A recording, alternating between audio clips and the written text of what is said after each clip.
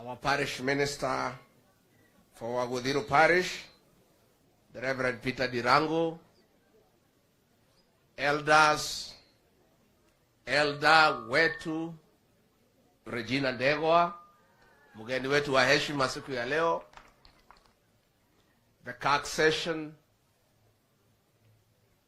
deacons, deaconesses, group leaders, akina mama wetu wa Women's Guild, PCMF, wakaaji wa Matanya na Laikipia yote. God is good and all the time. Ngai nĩ mwega na hĩndĩ ciothe. Ngeithia iciarĩra-inĩ. Mwathani agocwo. Mwathani agocwo rĩngĩ.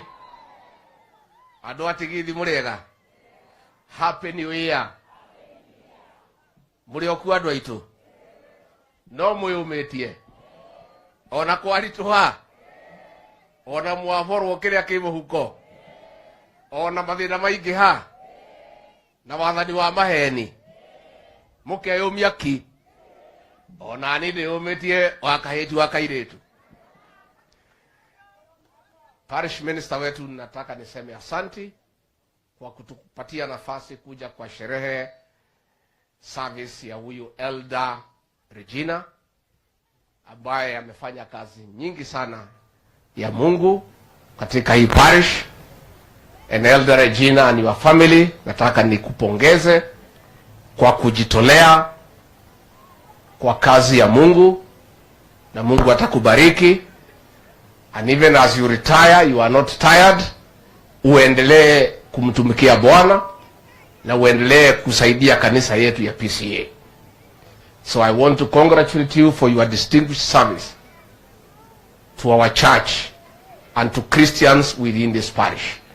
Na nitwake na muno ni kuona kanya gauka gukugeithia na gukuhe kiheo na gukungwira utongoria waku, na tukwendere maisha mega na family yaku, no thie na mbere na gutungata Ngai witu na gutungata andu a district yaku na andu a parish ino na wira uria wothe ungeheo ni mutungatiri.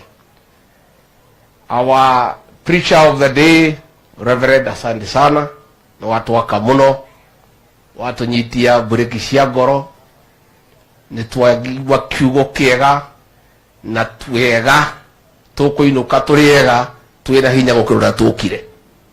Ni watu waka muno. Parish minister, nimesikia vile umesema muko na mambo ya maendeleo ya bus na mambo mengi. Na vile sasa umetuambia niko na hii timu yangu hapa na Waruguru, wacha tuende tujipanga pange, tutakurudishia report vile tutasaidia watu ya parish hii ndio mweze kukaa na ile njia inatakikana. Watu wa kanisa wa PCA niende wa Kirimara West Presbytery, Ruguru Parish congregation yetagwo Igajo, vitu ria andu ega, andu a Ngai, andu mendete uhoro wa ma. Na nikio ndiragirira na thina muno thirikari-ini ya Ruto, tone thirikari iratongorio ni mundu wina maheni maingi muno. Na we wi mu Christian wa PCA, ndeto cia maheni no ikureme. Tondu wira itu ni kuhenia andu kuma kiroko nginya ki, na ndeto icio ni iraturema. Turabuga tutingihota ndeto cia maheni. Hapa Laikipia nilikuja hapa kufanyia rais campaign, na tukaahidi maneno mingi sana, na yale mimi ningefanya nilifanya kama naibu wa rais.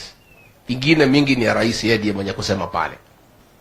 Mambo ya usalama nilisimamia na nikafuatilia na nikahakikisha ya kwamba ile wizi ulikuweko umepungua kiasi. Mambo ya pombe haramu nilipigana nayo, kweli ama uongo? Na nimefurahi sana ndio tweteirwo mahoya ma ciana haha. Ndakena muno we ni kuona ciana cihoire haha. Ndamenya nyumba ino itu ndiguthira. Ona yabangirwo uru ndigwika atia? Ciana icio nicio ndirarwagira tukinina njohi ya ibango, na tangu wanifukuze hii pombe imeanza kurudi. Simeanza kurudi. Na hii pombe nilikuwa nimepigana naye, lakini kwa sababu kuna watu wanataka vijana wetu wapotelee kwa pombe, hasa katika eneo la Mlima Kenya. Ndio hii pombe imerudishwa. Lakini mimi nilikuwa nikiwa pale, siwezi kubali. Nilikuwa namwambia rais, siwezi kubali pombe imalize watu wetu. Siwezi kubali watu ya Laikipia waumizwe na majangili. Na mimi nilikuwa namwambia, hata kama mimi ni deputy president wa Kenya, kuna pahali nimetoka na watu yangu walikupatia kura, lazima nisimamie maslahi yao. Tangu wanitoe, pombe imerudi, hakuna mtu ya kutetea watu ya Mlima Kenya. Hakuna mtu ya kutetea vijana. Wale wabunge mlichagua, wengi wao kazi yao ni kufikiria mambo ya tumbo zao. Mutinore munene tuonire tandu akirima githurano kiu kirahitukire ni guthura tugege na andu akuhangira nda ciake ciao. Ati andu marakua ni njohi na bunge matingira president ni uru. Ni andu a praise and worship. Andu tu akumwira yesa yesa yesa. Koguo njuge hapa katika Laikipia tumekuja na hii barabara. Rais alikuwa hapa tukaahidi. Sasa ni mwaka 2. Tuko na mambo ya maji hakuna. Tuko na mambo ya stima hakuna. Mimi nilikuwa namwambia rais, tafadhali rais, si tutimize zile ahadi tulipatia watu ya Laikipia, watu ya Mount Kenya na watu ya Kenya. Tuwajengee barabara, tuwaunganishie stima, tuwapatie maji na tuangalie mambo ya elimu. Hiyo ndio mambo ya maana ya watu wetu. Rais anasema hapana, wacha kwanza tujenge manyumba ya affordable housing. Sasa hapa kuna mtu hana nyumba yake? Kuna mtu hana nyumba yake? Mnataka barabara ama manyumba? Mnataka barabara ama maji? Mnataka maji ama manyumba? Mnataka maji ama manyumba? Mnataka barabara ama manyumba? Kila mtu anaweza jenga nyumba yake, si ndio? Na mundu wethwe hali ya kwekate. Mambo ya ujenzi wa manyumba ni mambo ya mtu binafsi na ni mambo ya private sector. Kazi ya serikali ni kupeana huduma, kujenga barabara, kupeana maji, kuunganisha stima, kuweka sewage, kuweka usalama, kuweka environment ya watu kufanya biashara. Hiyo ndio kazi ya serikali. Kazi ya serikali hapana kwenda kujengea watu manyumba. Hiyo ni kazi watu wanaweza kujifanyia. Kwa hivyo mimi nasema msijali.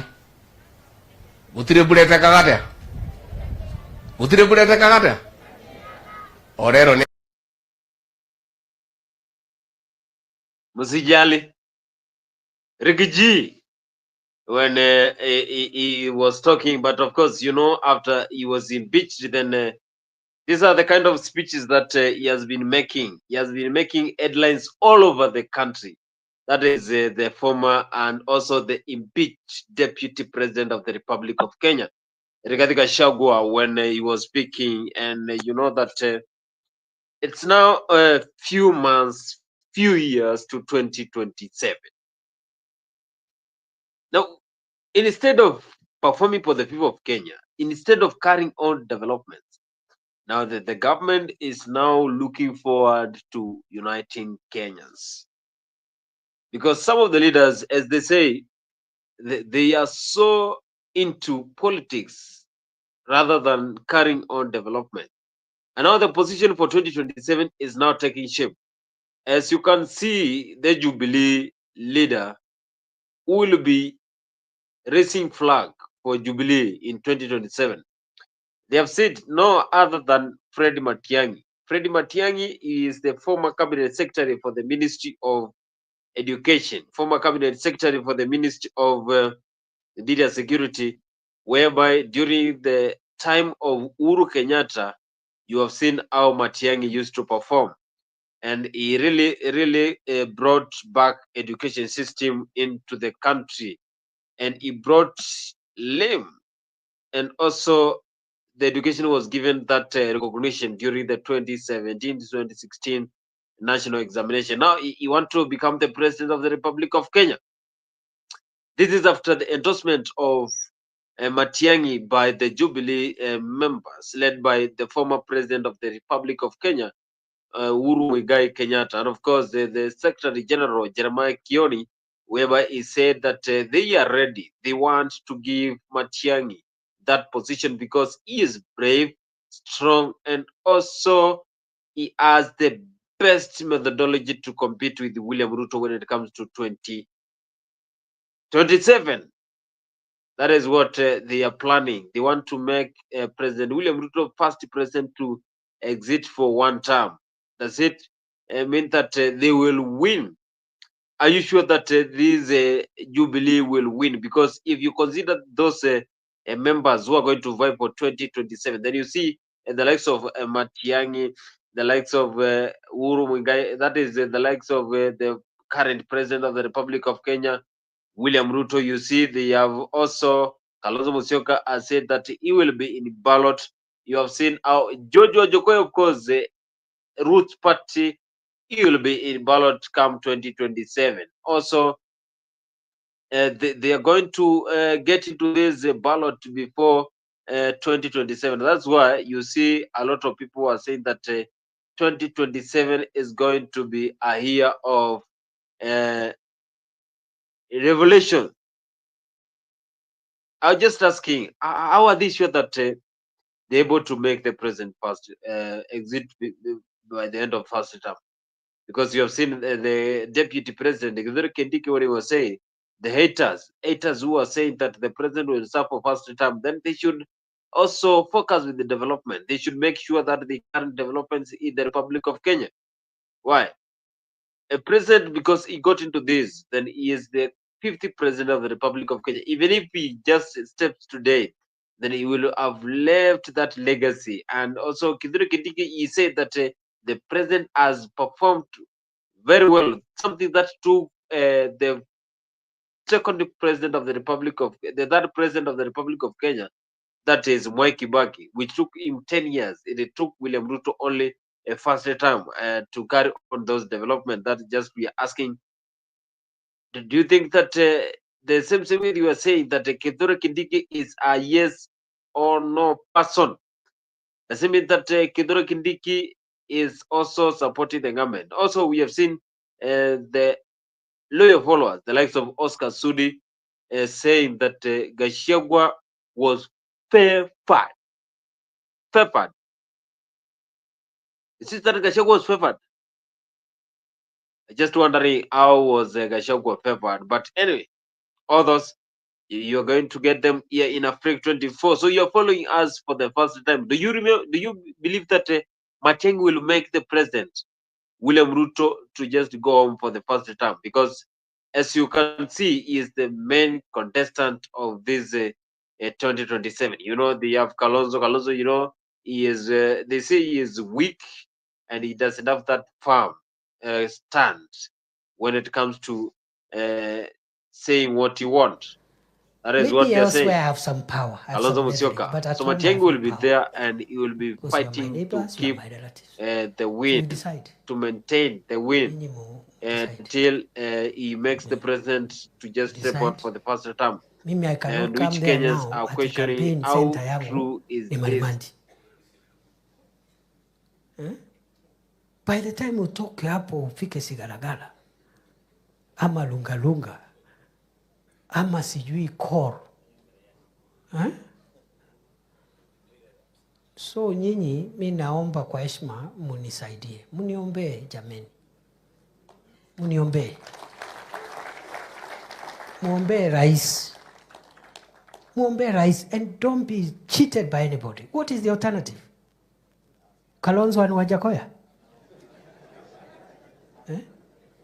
Ati serikali tulitafuta kwa jasho miaka mingi. Mimi I've been around President Ruto for 18 years. All my youth have been around that man. Today is the president. He is the only man between me and the whole country. Then I start sabotaging him. Ati nianze kumchimba? Aha. Takuwa mchinga wa mwisho. So we will do whatever it takes. Mimi naomba tu kwa heshima, because you know I can't sasa kina Kithoka au ni watu ya nyumbani, kina Gaturo, mmeona hapa, watu ya home. Naona watu ya home hapa kina Anita. Sasa sitaki tukuje tusukumane hapo nyumbani, please. Please, sitaki. And also be careful what you say, especially the things you put on social media. Because the whole country now is watching you. If you speak thinking you are an MCA, nobody knows you. The fact that you are an MCA from Tharaka Nithi, the whole country wants to hear what is the MCA from Tharaka Nithi saying. Si namna hiyo? Na wanasema Tharaka Nithi kule kwa deputy president. Si ndio? So please, in a home huwezi kosa kukosana. Tunatafuta viti hapa, tunapinga sijui nani, tunataka hii kiti na tuko wengi, mnavurugana hapo.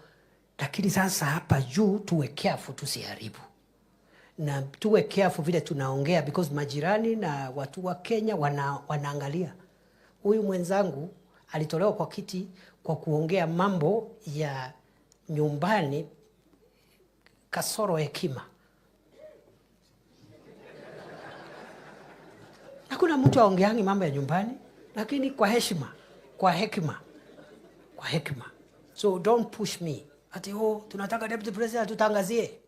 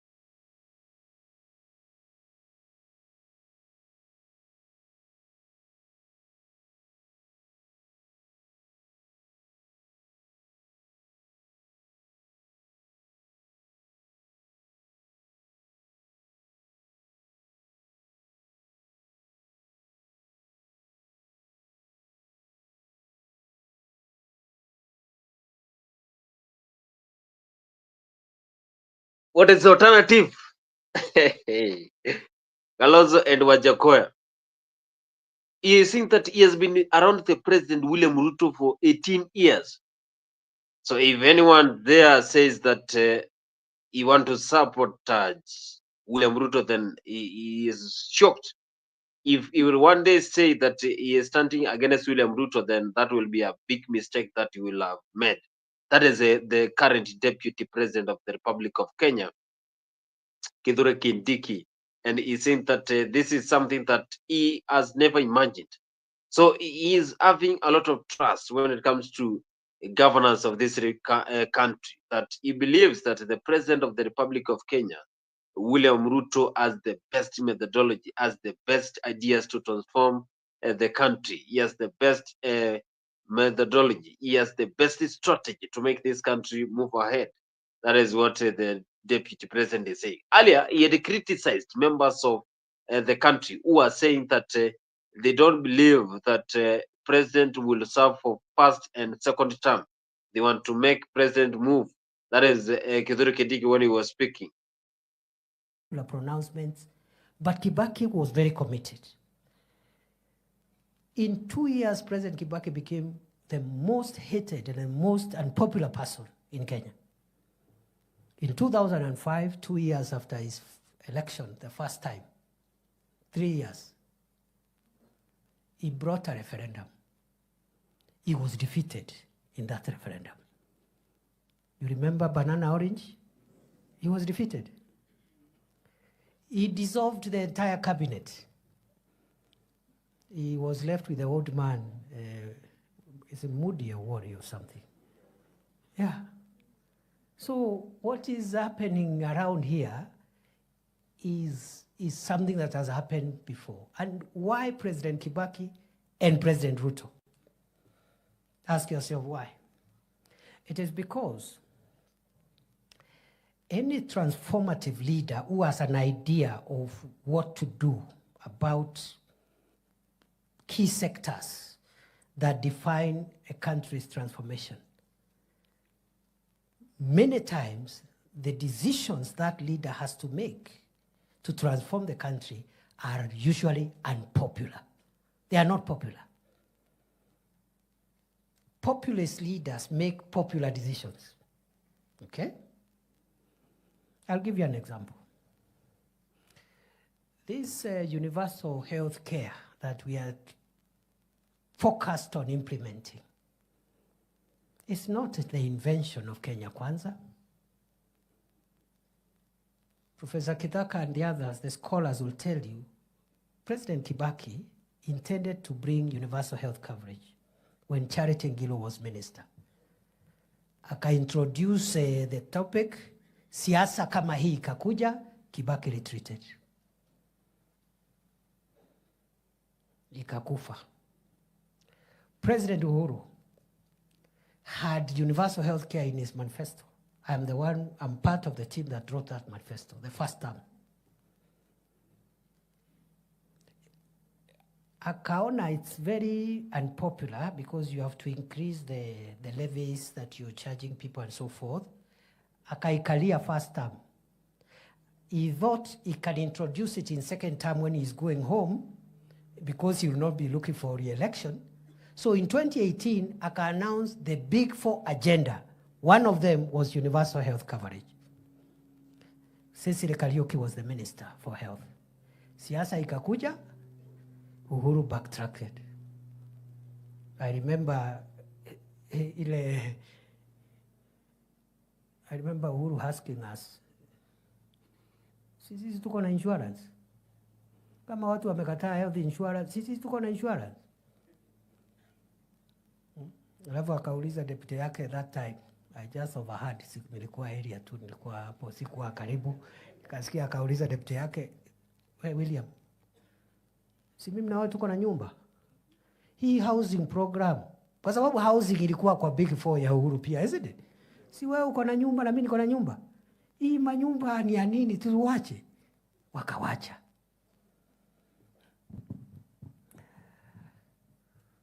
Brothers and sisters,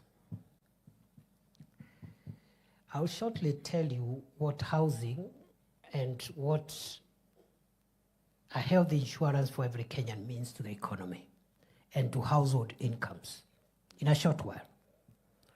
But before I do that, I want to say for the last 2 years, President Ruto has struggled with what we call macroeconomic stability. Macroeconomic stability means, for those who are not experts like myself, I'm not also an expert in the economy, but I have learned from the experts. Macroeconomic stability are the fundamental foundational economic growth indicators that must be in place before you start now building the growth of the economy. One indicator is the strength. Kithure Kindiki, when he was speaking today, defending President William Ruto, he was actually defending President William Ruto because from what you have heard, is 100% sure that he was defending the president. But now he is saying that he really believes that the president can change this country, because in 2018, when William Ruto and Uhuru Kenyatta had that conversation, they were talking and trying to change the situation of the country. And they had that housing bill, that they wanted to transform the slums in this country, that they wanted to transform the situation in this country. That is why he is saying that he remembers when Uhuru asked William Ruto, "Do you believe that we can change the situation of this country by doing this housing?" And then after some time, the housing was withdrawn. And now we are having, he is saying that the president has made sure that the housing has really caught up, and now it's upon the Kenyans to do what it deserves. That is Kithure Kindiki. It's upon the Kenyans to follow the guidelines of the government so that they can get those houses. He is also trying to compare the NHIF and the SHA. NHIF is the former health insurance company that we had. Now we have the SHA. We have shifted from NHIF to SHA, which has raised a lot of concerns from Kenya, which has raised issues, has raised problems to Kenyans. Now, in 2027, we have seen how Jeremiah Kioni and other leaders of Jubilee, they are saying that they are going to support, they are going to back Fred Matiangi for 2027 general election. You saw how Jeremiah Kioni and other leaders were brief enough to say that they believe in Matiang'i. For the first time in more than 2 years, we now have the list of those people registered as members of Jubilee Party and as held by the ORPP. And it is good for the members of Jubilee to know that our register has a total of 7,110,525 members who are on the list or on the register of ORPP ambao ni wa Jubilee. We will continue registering more and more members as we revitalize the party, so that we can also be able to give a good platform, give good support to our presidential candidate, Fred Matiangi. The name of Fred Matiangi was floated by people in Narok. It was floated by our members in Murang'a. We have had members in Kiambu, in Kajiado, and we'll continue going to very many other counties so that we can get the concurrence of the members of Jubilee as to who do they want to be their presidential candidate. The thinking is that once we have Matiang'i as the presidential candidate for Jubilee, he will then join the other presidential candidates like Kalonzo Musyoka with Wiper. Wamarwa has also declared that he wants to run on the DAP ticket. We know Omtata was doing a research. If he is still interested, we would want him to come on to the table. And many other people who have not yet declared. Those who would want to declare, I think Mother has also said that she will be looking for votes. So that all these people sit around one table. And it is our prayer that they will be able to settle on one name, who then we can feud and face Ruto as the candidate for UDA or as the candidate for KK. And for that reason, it is important to say, why are members favoring Matiang'i? Matiang'i has been serving in Jubilee or under Jubilee government for the last 10 years. Many of the projects that we have ongoing across the country, many of which are stored already. Some have some little progress that we can see. Others have been forgotten, totally unknown by those in the government this time. Programs like Edu Afya, free education, NHIF, Huduma number, dams that were being done, roads that were being done. We were targeting to do 10,000 kilometers of road. We didn't achieve all of it. Electrification, connectivity, all these things. Vision 2030, including how we were implementing the housing issue, dealing with the issues of taxation. Haya maneno yote ni mambo ambayo sisi kama wana Jubilee tunaamini ya kwamba Matiang'i ana uwezo wa kuyatatua kwa haraka. We want a person who can be able to turn this country allowed within the shortest time, because without doubt, it's no longer a question of debate. William Ruto has put us in a lot of trouble in this country. So we want a person who can come and within a year, within 6 months, within 3 months, he is able to get us back on course, and we continue the development agenda that was there for the last 20 years. And of course, we would want more to be done, because unlike when Vision 2030 was being conceived, now we have more than double, maybe more than 3 times the number of young people who are unemployed. So more issues will have to be put on the table.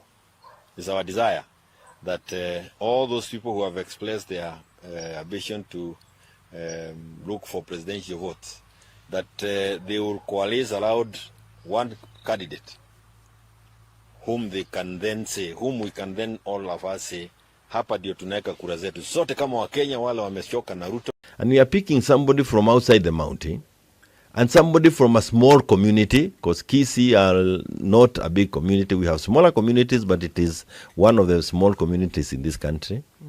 And we are picking a name that is known.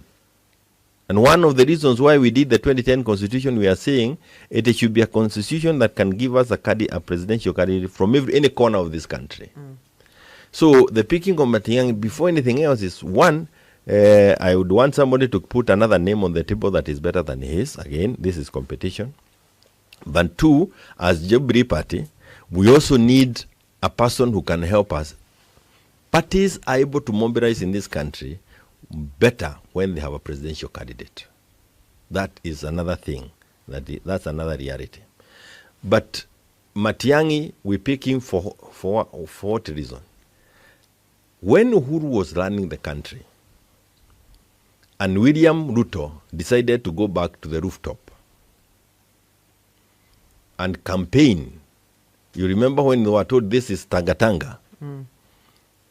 The person who was left deputizing Uhuru was Matiang'I. He is the one who was left to helping Uhuru to manage the country. He was the one chairing the cabinet subcommittees. And I remember we went before that subcommittee with members, leadership of Nyandarua. And he had the whole cabinet seated on one side, and we were seated on the other side. And he was the one chairing, having been given that authority by the president. And the issue was, what do you want done in Nyandarua? We want a potato factory. Why? What is the problem? We want RAD. There is no water. There is no electricity. The Minister for Water, for RAD, electricity are here. They give a commitment. The executive or the technocrats are behind them. And whatever we wanted done was being done in that boardroom. That is the kind of a person we want to come back and manage this country.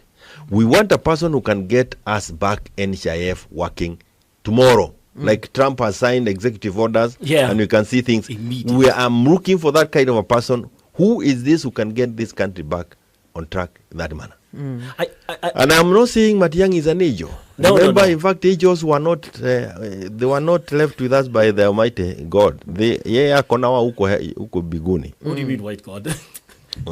Kwa hivyo usitafute malaika kati yetu, but we are looking for somebody who can unify the country, which is this name that at least more people can rally around. Again, you are looking at a Bure in the name of William. Who is this person who can also look at William eyeball to eyeball? Namwambie mimi sibaduki. Ni who is this person? He said that they wanted someone who will look forward, who can look directly to William Ruto when it comes to 2027 without fear, and said that I am going to win 2027 general elections. I'm going to win these elections. So it's like Jeremiah Kioni said that they wanted someone who is strong, someone who is brave, someone who is not fearful.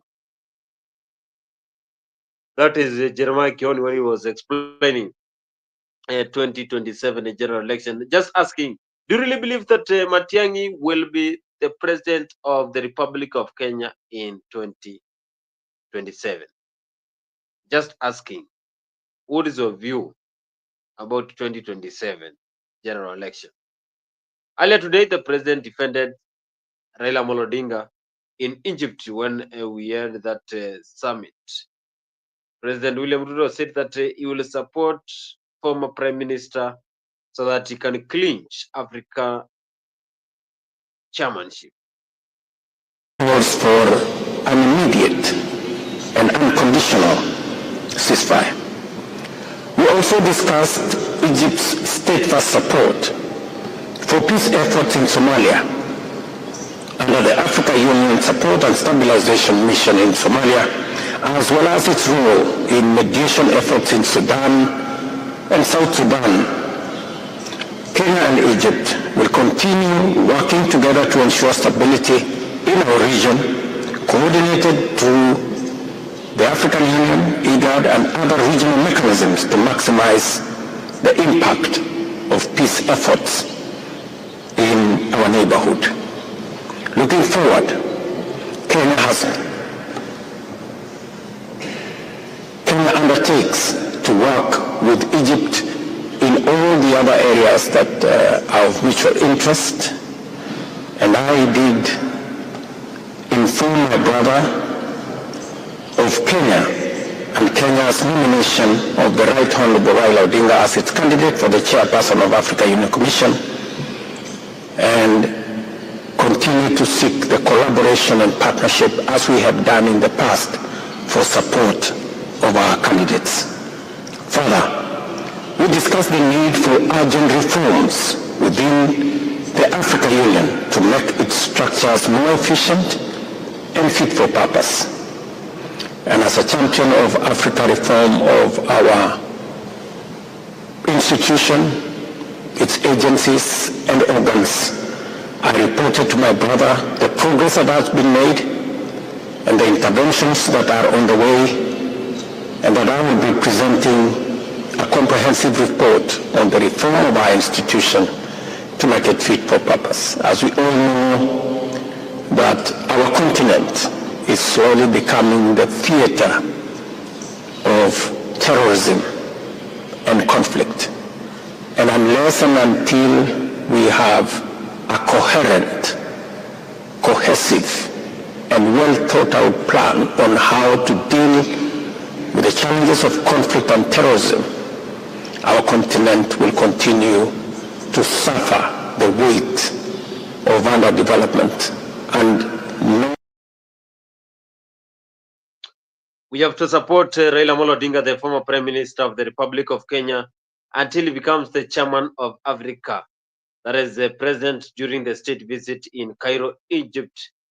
Today, when he was speaking to press there, he said that it is high time Kenyans and also anyone who is following this competition to support William Ruto and make sure that he will vote for Raila Amolo Odinga. Because if Raila Amolo Odinga does not win the African nation, that is African chairmanship, then you know that he will be back in the local politics. Something that is giving headache to the current government, but we all wait to see if the government will deliver. Does it mean that they are going to deliver only if they are given pressure? No. President is saying that he wants to make Raila Amolo Odinga to become the chairman of Africa, and also through this African nations chairmanship, the continent of Africa will be represented by Raila Amolo Odinga. Gachagua has been fighting very hard to stop the president from moving all around. And there are two watu wawili, moja anaitwa Adil na mwingine anaitwa Jayesh. These are the conveyors of corruption in this country. Na ndio watu wenye she and sha. Ndio wale watu ya adani. Na hawa watu wakija kuona rais, hata ukiwa deputy president ama minister, utamngoja hapo saa 5 akiongea na hiyo watu. Wakipanga hiyo mane? So Mr. President, be an honest man. Look for a mirror before you talk about corruption and look at yourself.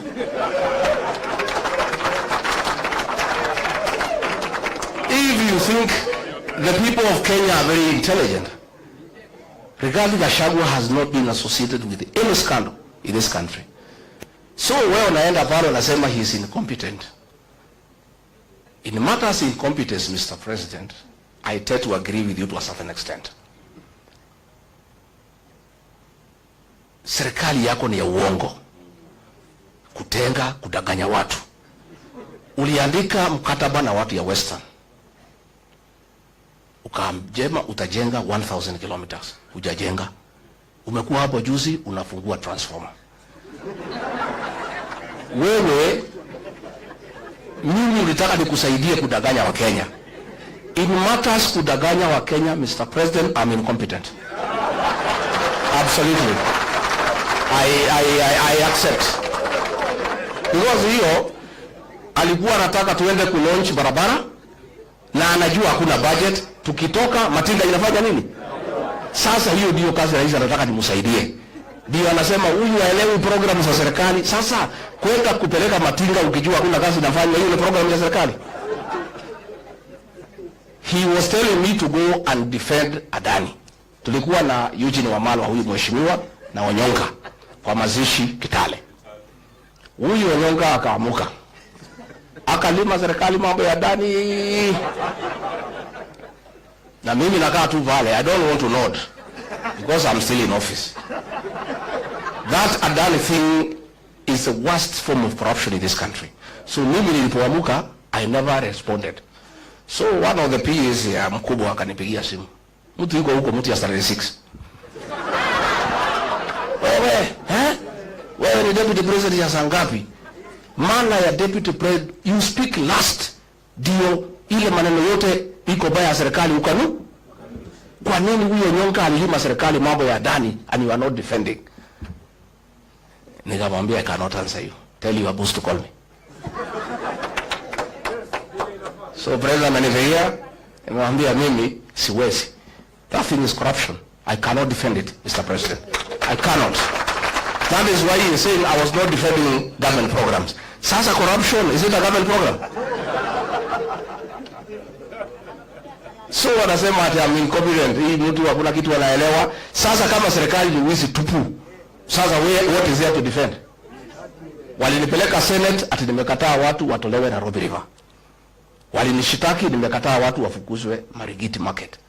Those are things I could not do. Ukiangalia hii maneno ya affordable housing,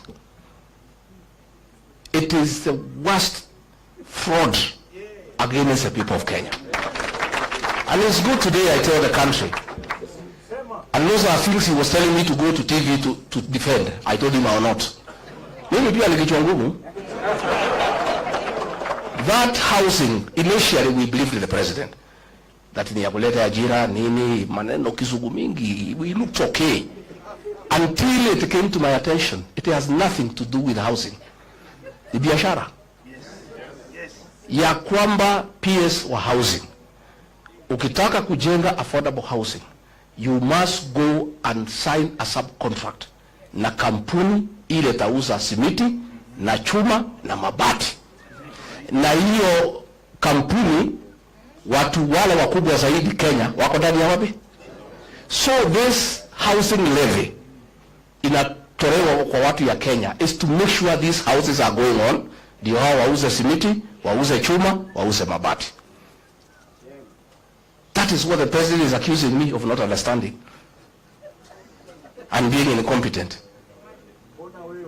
Sasa mimi nauliza, na mimi nataka niseme, I want to assure the people of Kenya, this team I see here, and when I listen to the people of Kenya, because I listen a lot, once a new government is sworn in, that housing levy will have to be abolished so that we restore the dignity of the payslip. The dignity of the payslip. Wakenya wamehangaishwa zaidi. Na nimeona mpaka yule mkubwa ya wafanyikazi amekuwa ameingia kwa hiyo praise and worship team. Watu nakazwa mambo ya NSSF, mambo haongei. Kazi yake ni praise and worship. Those are the things sisi ambaye tumeshindwa kufanya. So finally ndio nimalize, because I wanted to tell the president, usidanganye wa Kenya. Useme ukweli, tulikosania corruption, because wewe ndio unaeneza corruption na watu yako. Na it is impossible to make any progress in this country unless we sort out this country in terms of leadership, we'll sink lower and lower. Finally, niambie watu ya Western, because mimi naona huyo jamaa amekwama hapo kwenu. Nyinyi mko na bahati that we are here to advise you. Alienda kwenu usiku 6. Kwetu he was there 6 days out of 7 every week. Hakuna kanisa hajaingia. Hakuna barabara hajui kwa jina. Hakuna soko hajui kwa jina. And you would memorize, we are very impressed. Anataja barabara, Wakikuyu wanasema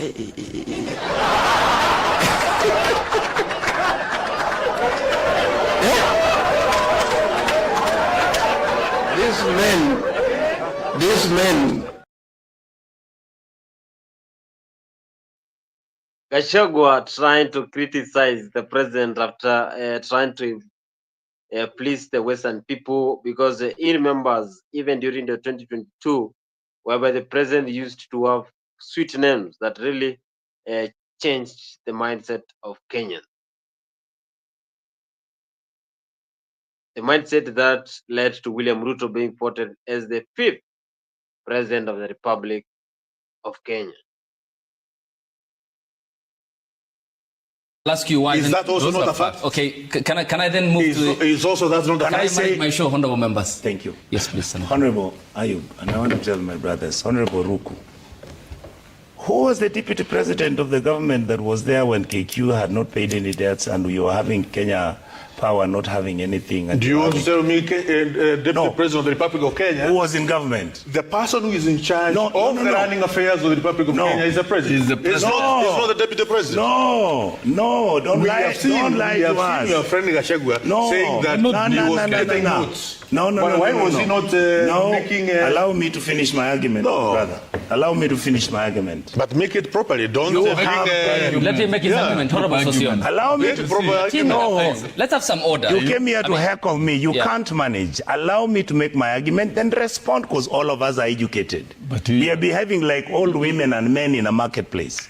Nobody's heckling. That's what I'm saying. You're shouting at me. You are not allowing me Senator, to speak. Maybe I should ask Ayub, I leave it for you to finish the debate. An appropriate statement. Nothing. It is not inappropriate. What I am saying, you have been part, President William Ruto has been part.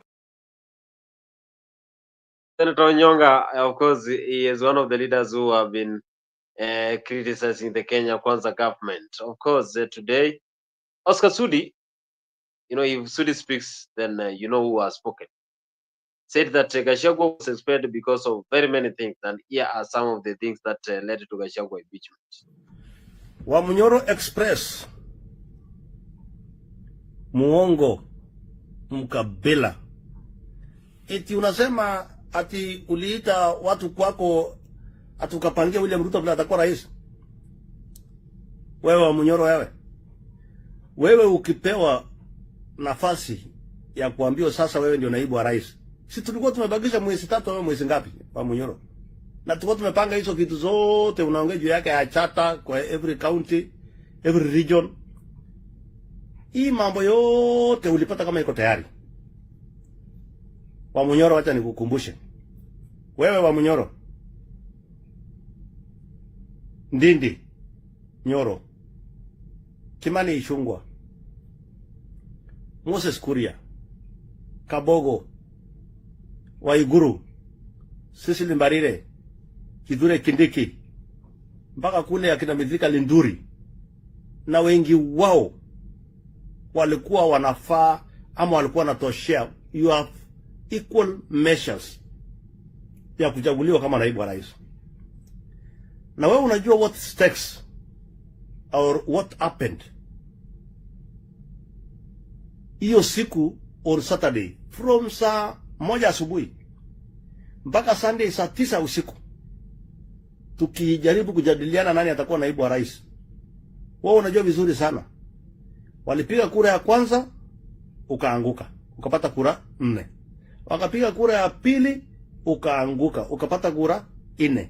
Wakapiga kura ya 3 ukapata kura 4. Wakafanya namna yote ile ikakuwa ngumu. Hao watu wote walikuwa ndaka Kindiki. Lakini mtu alisimama na wewe nani? William Samuel Ruto alikufa na wewe mpaka dakika ya mwisho. Mpaka hata saa 9 usiku wakati tuliwachana, wamemwambia okay, wewe amua. Lakini sisi tumekwambia hatutaki huyu mtu. Lakini kesho baada akalasimisha on Sunday ukatangazwa kuwa naibu wa rais. Sasa leo unatuambia nini wewe ati ulisaidia? Wewe ulikuwa equal na wale wengine wote. Ukafika ukaanza ukora. Ile sukari mbaya ile ilitolewa Mombasa, nataka Wakenya wajue leo. Mtu alitoa hiyo sukari. Watu walifutwa KPA. Watu walifutwa KEBS. Watu Kenya wengi wadogo walifutwa kwa sababu ya wewe wa Munyoro kutoa sukari mbaya. Uliongoja rais ametoka, sijui alikuwa ameenda nchi gani, ukarelease sukari mbaya ukauza. Tukakuangalia tukamwambia please, hii sasa ni mambo gani? Hii haikuisha. Ukaita tena rais sijui alikuwa ameenda safari gani? Tena ukaita watu wa PS wa help abadilishe ile contract ya nets. Ukampeleka nyumbani na watu wengi wakaenda nyumbani kwa sababu yako. Umekula mpaka ukula pesa na askari. Ile ulisema ati askari yetu wakati ya Uhuru waliteseka, hawakupewa BDM sao, pesa ikawekwa, ukaenda ukafagia yote ukakula. Mpaka hata maaskari wa ofisi yako. Ulisanya pesa yote ya coordination. Mimi nashukuru Mungu hata hawa Jenzis kidogo walikuja ndio vitu yote itolewe. Ukanua mahoteli, ukafanya nini? Wewe ujiulize maswali. Na nimekuambia ujiulize maswali. Wabunge 300 wanaweza ukataa kwa nini? Mimi Sudi leo kwa hiyo bunge, hata kama mimi sio shabiki wa bunge sana, wabunge wote wanikataa, wasema ati huyu mtu ni mbaya. Sio, najiuliza maswali, there is something wrong. Nimeona jana wanaambia watu wa Mlemba ati mchunge sana, msidanganywe kama vile sisi tulidanganywa watu wa Mlima. Wao walidanganywa na nani wa Munyoro mtu ya Mlima? Kama tulikuwa tunataka tupatie tu Mlembe chairman, tukipatia au chairman na fiti 2-3 hapo, ulikuwa unapiga kelele kweli. Sisi watu wa Mlima. Ati shares. Hii tukakwambia my friend, mawaziri 8-9 wako nyumbani. PS zaidi ya 20 wako kwenu. Tugawe ingine kwa Wakenya au taki. Sasa wewe unaweza chaguliwa na watu are you going to save them? Are you going to spare them? Na unaongeza wewe unajidanganya sasa tunagawa kama wewe ni Mkenya. Wewe ni mkabila na wewe ni mtu hatari sana. You are a very dangerous man kwa hii Kenya. So wacha kuongea na wacha kuongelea William Ruto. Alijaribu namna yoyote kukufanya uwe mtu kwa kukuleta kiwango ya siasa ya juu. Lakini nimegundua kwa siasa inataka experience. Ulikuja tu one term MP mpaka umekuwa naibu wa rais. Wazimu ikakuingia, power ikakuingia. Unataka kusanya hapa, unataka kusanya hapa. Unauliza bilioni 10 na unajua venye tulipata inji vile iko. Wewe unajua maana ya bilioni 10 wa Manyoro? Wewe unajua bilioni 10 itatengeneza barabara zote za Mlima na kila mahali. So Wakenya ni vizuri tuambie sasa zingine. Mimi sikwenda tuongelee huyu mtu. Hatukutaka kumwaibisha kwa sababu yeye alikuwa naibu wa rais wetu. Lakini huyu mtu ni mkebe. Tena ya blue band. Wacha kudanganyana kupeleka inji ni kubwa kushinda mimi sisi wote. So wacha kujifanya tunafanya coalition hapo. Na William Ruto sio rika yenu kwa siasa. Yaani hata wewe unajua hiyo. Wacha tufanye kazi. Tulisaboli. Mwaka huu mambo inaenda kuwa mzuri. Tuliweza kulipa Eurobond. Tumeweza kustabilize uchumi. Tumesukisha bei ya mafuta. Tumesukisha dola. Tumesukisha chakula. Tunaenda sasa kulipa madeni ya raia. Burning bills. Na tutembeze kazi. By the end of this year wewe Munyoro wewe utashindana na nani? Utashindana wewe tungekuwa hakuna hata siku moja ulikuwa unapanga agenda ya serikali. Kazi yako kuanzia asubuhi mpaka jioni. Utaiba wapi? Huyu mtu ni mbaya sana. Hii watu wake ni watu wabaya. Mara sijui nani amefanya hii. Mara sijui Ndindi bwana anatembea anaanza kuomba kura. Mara sijui nini. Tafadhali wa Munyoro, wewe sio mtu wa kuongea Kenya hii.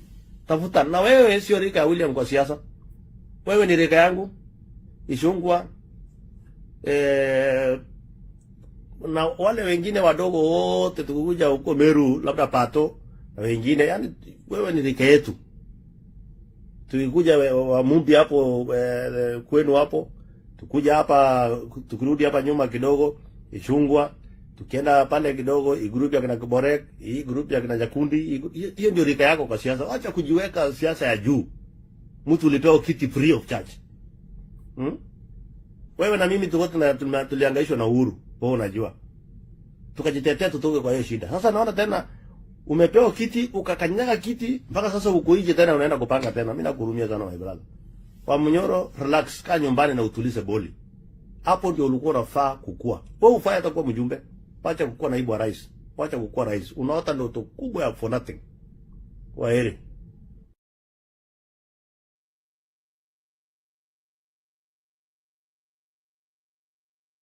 That is Oscar Sudi. Hey, that is a government spokesperson. Of course, what they are saying is that Oscar Sudi, whenever Oscar Sudi speaks, then you know that the government has spoken.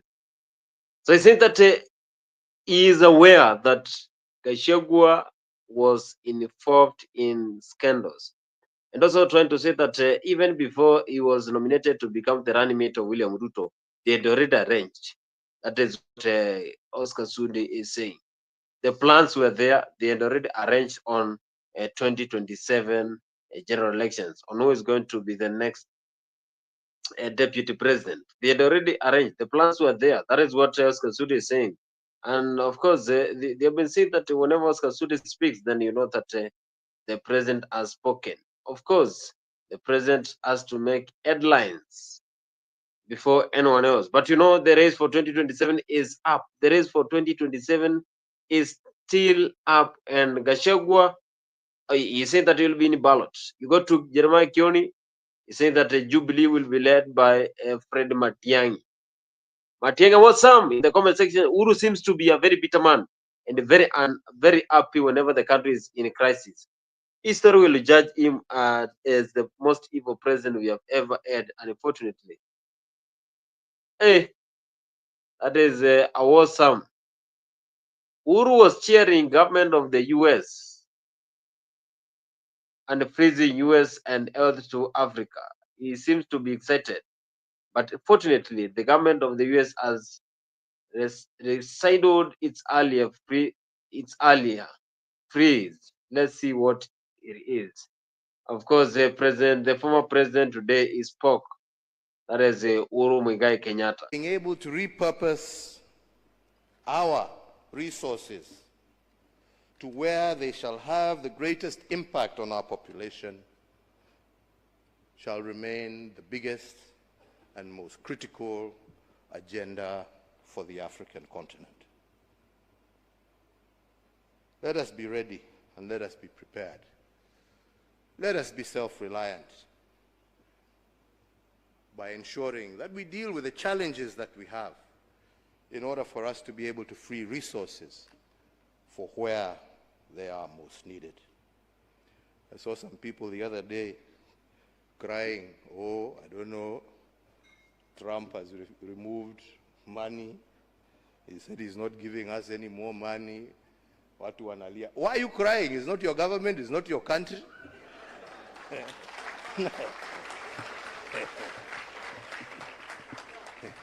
He has no reason to give you anything. I mean, you don't pay taxes in America. He is appealing to his people. Shauri yenu bana. This is a wake-up call for you to say, okay, what are we going to do to help ourselves? Instead of crying, to jiulize, what are we going to do? Haya ametoa hiyo pesa, sasa tutafanya namna gani jameni? What are we going to do? Yeah? To support ourselves.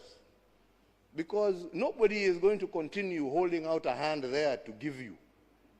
It is time for us to use our resources for the right things. We are the ones who are using them for the wrong things. Yeah? The bullets and the guns we buy, we're not given for free. We buy them. And we're not buying them to go and fight wars off our shores.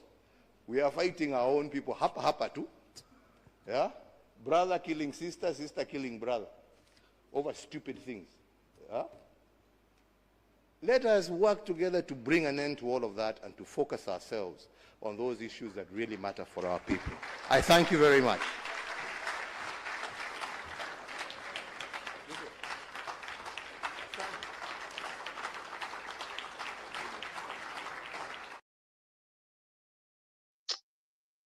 That is the former president of the Republic of Kenya, Uhuru Muigai Kenyatta, when he was speaking and he was addressing the issue whereby after inauguration of the 47th president of the Republic of America, United States of America, that is Donald Trump, he has started working immediately, that is Trump, but number one, withdrawing America from different organizations, and of course saying that America will not be able to support other countries. And of course the withdrawal of America support includes the USA aid. I've seen complaints from USA aid, and also Kenya saying that now they're going to suffer. Does it mean that Kenya cannot stand on its own? We have to rely, we have to depend on foreign countries so that you can move on as a country swiftly. This shows how a country is underdeveloped. So if we are strong enough, we can stand on our own and then we move on swiftly. So if you're complaining about the government of the United States, then you already know that we are very much behind, because if we had the resources, does it mean that we don't have resources that we can convert them to money? We have to depend on America support. We have the World Bank. We have different organizations that support Kenya. We are not that much poor, such that we cannot move on and carry on developments. Because you can see the former president is saying that he was very shocked to see Kenyans complaining, and some of the people saying that we are going to suffer after Donald Trump inauguration. We also have seen how Kenyans in the United States are refilling some of other Kenyans who are in that state illegally. So a lot of people are saying that they are going to act accordingly so that they can change the situation of this country. But the question is, who is going to change this country? We have a lot of issues